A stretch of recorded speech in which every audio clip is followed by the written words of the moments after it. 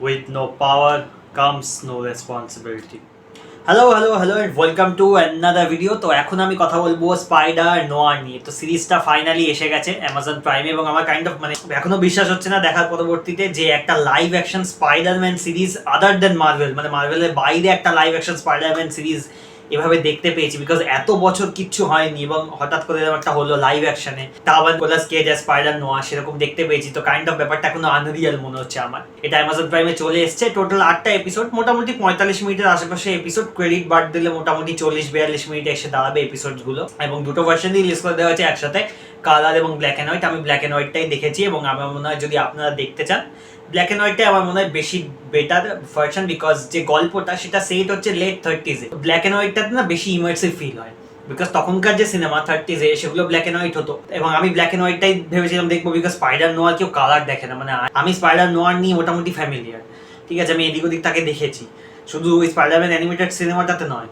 Into the spider ভার্সের cinema ছাড়াও তাকে আমি মোটামুটি এদিক ওদিক দেখেছি। তো I was familiar with the character, তো আমি ভেবেছিলাম ব্ল্যাক অ্যান্ড হোয়াইটেই দেখবো এবং আমি সেটাই দেখেছি এবং সেটা অনেক বেশি ইমার্সিভ আমার মনে হয়েছে। তো আপনাদের দেখতে হলে সেই ভার্সনটাই আপনারা দেখুন। তো গল্পটা কি, এজিং প্রাইভেট ডিটেকটিভ বা প্রাইভেট ইনভেস্টিগেটর বেন রাইলি, যে কিনা অপরদিকে the spider সিটিজ only super hero, তার গল্প এটা। তো স্পাইডার নোয়ার, তো স্পাইডার নোয়ারের যে ক্যারেক্টারটা আমি অল্প করে যদি কমিক্সে যাই, স্পাইডার নোয়ার কিন্তু অ্যাকচুয়ালি কমিক্সে Peter Parker, not Ben Reilly. এখানে নাম দেখানো হচ্ছে বেন রাইলি, যদিও বেন রাইলি কিন্তু অ্যাকচুয়ালি অরিজিনাল নাম নয়। অরিজিনাল নাম কি সেটা সিরিজে কোথাও রিভিল করা হয়নি, বাট এক জায়গায় বলা হয় যে তার একটা অন্য কিছু নাম ছিল, অ্যান্ড মোস্ট প্রবাবলি সেটা পিটার পার্কার, বাট সেটা কোথাও সিরিজে বলা হয়নি। আমি অবভিয়াসলি স্পয়লার তো দেবো না।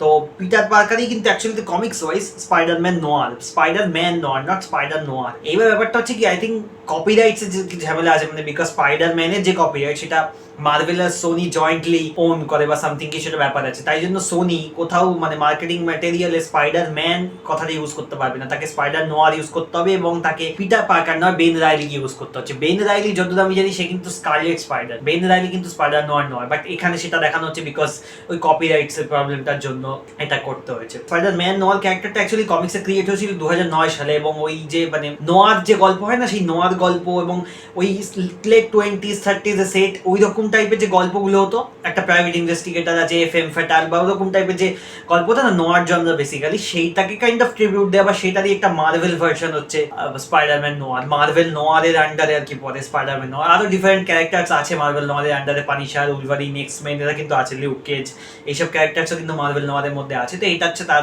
আন্ডারে একটা ক্যারেক্টার। এবং আমি বললাম যে এর আগে আমি ক্যারেক্টারটাকে দেখেছিলাম, এর আগে আমি অবভিয়াসলি স্পাইডারম্যান সিনেমা ছাড়াও আমি আলটিমেট স্পাইডারম্যান বলে যে টিভিতে শোটা হতো ওইটা আমি দেখেছিলাম। তো ওখানে একটা তো এপিসোডই ছিল যেখানে ওরা ব্ল্যাক অ্যান্ড হোয়াইট মানে পুরো নোয়ার ওয়ার্ল্ডটাতে গিয়েছিল, এবং এটা ছাড়াও আমি গেমে স্পাইডারম্যান নোয়ার হিসেবে খেলেছি। তো যাই হোক, এবার সিরিজটা ঢোকা যাক। সিরিজটা স্টার্টই হয় স্পাইডারম্যান নোয়ারের সুইঙ্গিং দিয়ে, যে সুইঙ্গিং আমরা ট্রেলারে দেখেওছি সেটা দিয়ে, এবং সেখান থেকেই না মনে হয় যে হ্যাঁ অতটাও কিন্তু লো বাজেট না, মানে ইটস স্পাইডারম্যান শো, তো এটা খুব বেশি লো বাজেট করা পসিবল নয়। আবার এটা টিভি শো বা ওয়েব সিরিজ, এটা যে একদম হাই বাজেট সিনেমার মতো ব্র্যান্ড নিউ ডে কদিন পর আসছে সেটার মতো অত হাই বাজেট হওয়া তো পসিবল নয়। বাট ফার্স্টে সুইঙ্গিং যে শর্টস গুলো সেগুলো যেভাবে করা হয়েছে দেখতে কিন্তু হেভি লাগে, এবং সেখানে একটা কয়েক সেকেন্ডের জন্য একটা ফার্স্ট পার্সন পিওভি আছে, তখন দেখে কিন্তু আমার মানে আমি শুরু থেকে কিন্তু ওই পার্টিকুলার যে শর্ট গুলো স্পাইডারম্যান সুইং করছে এবং এই ফার্স্ট পার্সন পিওভি ওইটা দেখে আমি বুঝে গেছিলাম, এবং নিকোলাসকে যে ভয়েস ওভার ওটা দেখে আমি বুঝেছিলাম যে this series knows what to do. মানে সিরিজের যে ডিরেক্টর, যে ক্রিয়েটার, রাইটার, তারা জানে কি করতে হবে এবং সেটা শুরু থেকেই তারা জিনিসটাকে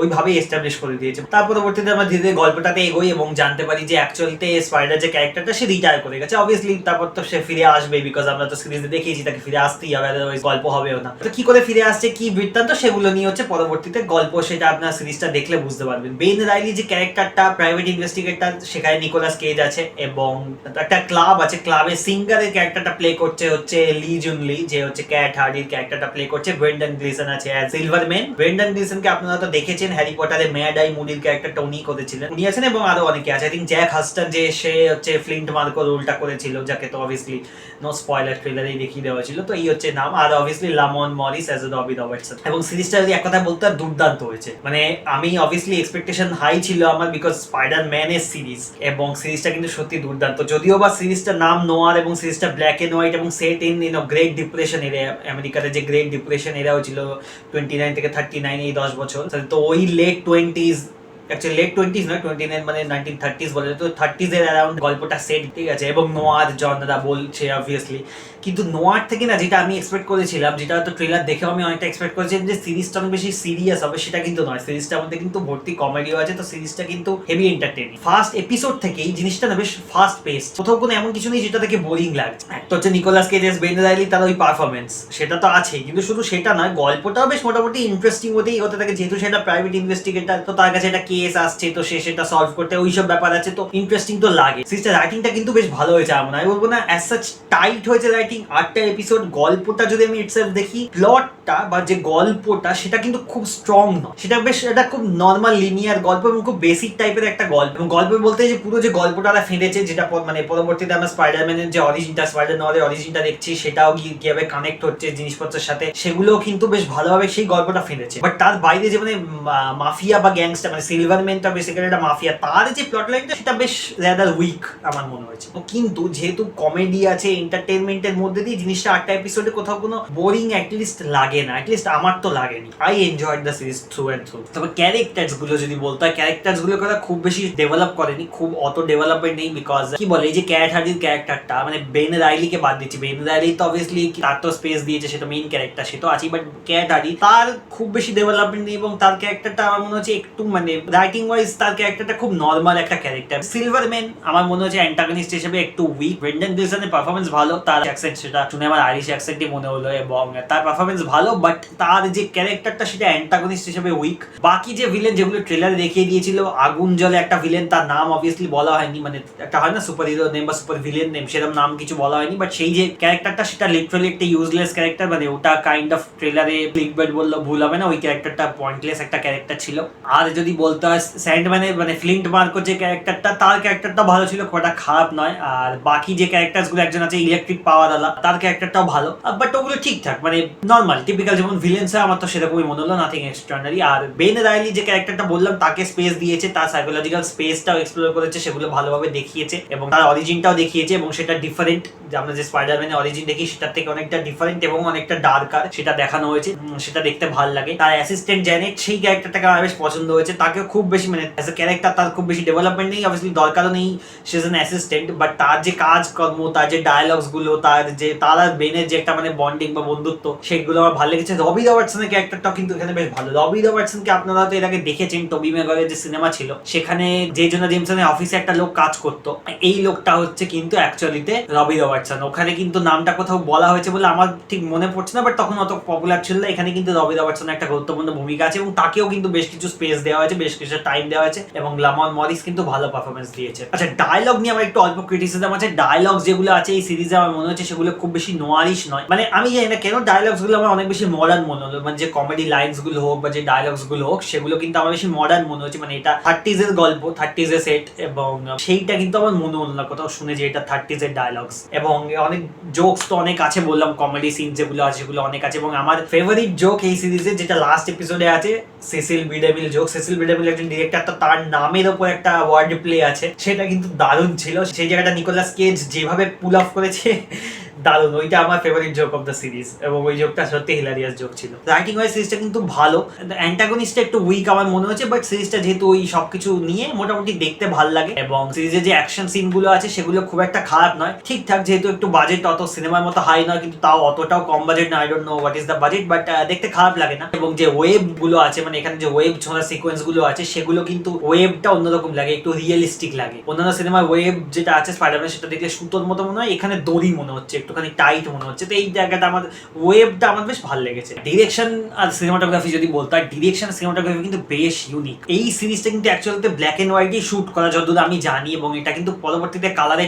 কনভার্ট করা হয়েছে, মানে ব্ল্যাক এন্ড হোয়াইট থেকে কালারাইজেশন করা, সেভাবে করা হয়েছে, এবং তাই জন্য ব্ল্যাক এন্ড হোয়াইটটা দেখতে কিন্তু ভালো লাগে, এবং ডিরেকশন কিন্তু বেশ ভালো। থ্রু আউট দ্য সিরিজ বেশ কিছু জায়গাতে না ডাচ অ্যাঙ্গেলস ইউজ করা হয়েছে, স্প্লিট ডায়াপ্টার্স ইউজ করা হয়েছে, যেগুলো দেখতে ভালো লাগে, এবং স্প্লিট স্ক্রিন ইউজ করা হয়েছে, এবং যেভাবে এই জিনিসপত্রগুলো হয়েছে সেগুলো কিন্তু দেখতে বেশ ভালো লাগে। আর লাস্ট এপিসোডে একটা সিন আছে, মিরর মেজ টাইপের একটা জায়গার মধ্যে একটা সিন আছে, ক্যাট হার্ডি আর যে সিলভারম্যান তাদের যে সিনটা, ওই সিনটা কিন্তু হেভি ওয়েল ডিরেক্টেড এবং ওয়েল শট, ওই সিনটা পার্টিকুলারলি। আর ডিরেকশন একটা বলতে ডিরেক্টর এখানে যেভাবে এক্সপ্লোর করেছে ডিরেক্টর রাইটার সাইকোলজিক্যাল স্পেসটাকে, মানে এবং প্রথমত যে বললাম যে অরিজিনটা দেখিয়েছে স্পাইডার নলে, সেটা বেশ ডার্ক অরিজিন। স্পাইডারম্যানের অরিজিন আমরা এভাবে দেখি না, সেটার থেকে অনেকটা ডার্ক, এবং যেভাবে দেখিয়েছে অরিজিনটা এবং তার পরবর্তীতে একটা জায়গা আছে সেখানে সাইকিটা হালকা করে এক্সপ্লোর করেছে, সাইকোলজিক্যাল একটা এরকম ব্যাপার মন্তাজ টাইপের চলছে, সেই যে পুরো জিনিসটা সেটা যেভাবে এক্সিকিউট করেছে সেটা কিন্তু দেখতে হেভি ইউনিক লাগে এবং সেটা কিন্তু দেখতে হেভি লেগেছে। ওই সাইকোলজিক্যাল পার্টটা যে মুখের উপর অক্সিজেন মাস্ক দিয়ে দিল, ও দেখছে মাকড়সা হয়ে গেল, তুলে ফেলে দিল, ওই সব জায়গা থেকে স্টার্ট হয় জিনিসটা এবং সেখান থেকে জিনিসটা যেভাবে হতে থাকে ওই জিনিসটা কিন্তু হেভি ছিল। অ্যাটলিস্ট আমার পার্সোনালি কিন্তু ওগুলো হেভি লেগেছে এবং ওগুলো এখনকার টিপিক্যাল অন্যান্য 5টা যে শো হয় যেগুলো চলে আই গেস অ্যালগরিদমের জন্য বানানো প্রচুর অনেক শো হয়, সেগুলোর মতো মনে হয় না। দেখতে কিন্তু বেশ অন্যরকম, ভিজুয়ালি কিন্তু অনেকটা ডিফারেন্ট লাগে এবং যেহেতু ব্ল্যাক এন্ড হোয়াইট তাই জন্য ভিজুয়ালি আরো অনেকটা ডিফারেন্ট লাগে। তো ডিরেকশন আর সিনেমাটোগ্রাফি, স্পেশাল সিনেমাটোগ্রাফি কিন্তু বেশ ভালো হয়েছে। এবার আমি যাচ্ছি অ্যাক্টিং এ। অ্যাক্টিং নিয়ে যদি বলতে হয় নিকোলাস কেজ, তো এই লোকটাকে নিয়ে কিছু বলার নেই, হি ইজ লেজেন্ড। আমি জানি না আপনারা জানেন কিনা, বাট এই লোকটাকে নিয়ে খিল্লি ওরা প্রচুর লোক যে Nicolas Cage is not a good actor, over acting করে প্রচুর। আবার লোকে বলে নিকোলাস কেজ ইজ জিনিয়াস, মানে অদ্ভুত একটা, মানে হয় না কোয়ান্টাম কি বলে, একটা সেম টাইম ভালো আর খারাপ, এরকম একটা ব্যাপার। নিকোলাস কেজ এরকম লেভেলের অভিনেতা, সত্যি বলছি। এবং আপনারা যদি দেখে থাকেন সিটকমস দুটো আছে, কমিউনিটি আর ব্রুকলিন 99, দুটোতে দুখানা গ্যাগস আছে নিকোলাস কেজকে নিয়ে, তার অভিনয়কে নিয়ে, এবং হিলারিয়াস জিনিস, ঠিক আছে, যে লোকটা কি করতে পারে, লোকটা এটাও পারে, লোকটা ওটাও পারে, এবং তার ওই রেঞ্জ সেগুলো নিয়ে আর কি একটা জোকস এরকম কমেডি আছে। তো নিকোলাস কেজ এরকম একটা অ্যাক্টার, এবং জাস্ট মানে, এবং লোকটা লাইফ টাইমে দুখানা মার্ভেলের সুপার হিরো করে ফেললো, একটা সোনির আন্ডারে যেটা স্পাইডার নয়, এবং আরেকটা করেছিল Ghost Rider, I think Universal land.